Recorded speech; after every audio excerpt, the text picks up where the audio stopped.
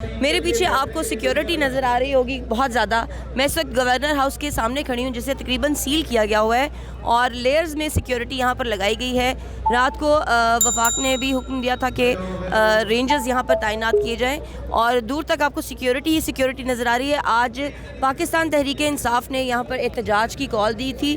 कारकुनान जो है पाकिस्तान तहरीक इंसाफ के वो गवर्नर हाउस पहुंचना शुरू हो गए हैं। कुछ देर पहले तक यहाँ पर ट्रैफिक भी रमा दमा थी, लेकिन अब इन्होंने मेन जो गवर्नर हाउस के सामने सड़क है जो एक तरफ वो जेल रोड को जाती है चाइना चौक की तरफ और एक तरफ सामने गवर्नर हाउस है। आप देख सकते हैं कि ये एक बहुत ही बड़े साइज़ का एक इन्होंने झंडा जो है वो यहाँ पर सड़क पर रखा हुआ है।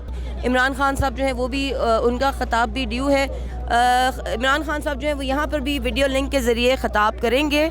आपको पता है कि जो कुछ सूरत हाल चल रही है गवर्नर हाउस में हमने चेक किया है और उन्होंने बताया कि सिक्योरिटी के पेश नज़र अंदर कोई नहीं है, इसको बंद किया गया है।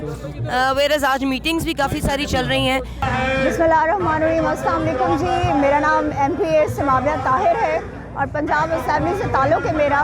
लेकिन जी बात यह है कि बात तब से शुरू हुई कि जब रजीम चेंज हुआ, और रजीम चेंज क्यों हुआ और किसने किया ये पूरी दुनिया जानती है। तो आज जो सब लोग यहाँ प्रोटेस्ट के लिए इकट्ठे हैं वो पंजाब की सालमियत और उसकी बका के लिए, आइन और कानून की पासदारी के लिए इकट्ठे हैं।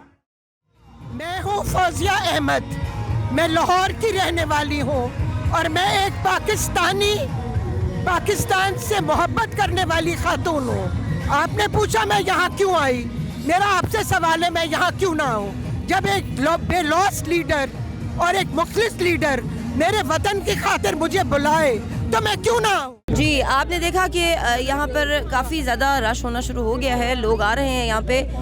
मज़ीद यहाँ से इस स्पॉट से तफसीलात जानने के लिए आप लोग इंडिपेंडेंट उर्दू में ट्यून इन रहिए।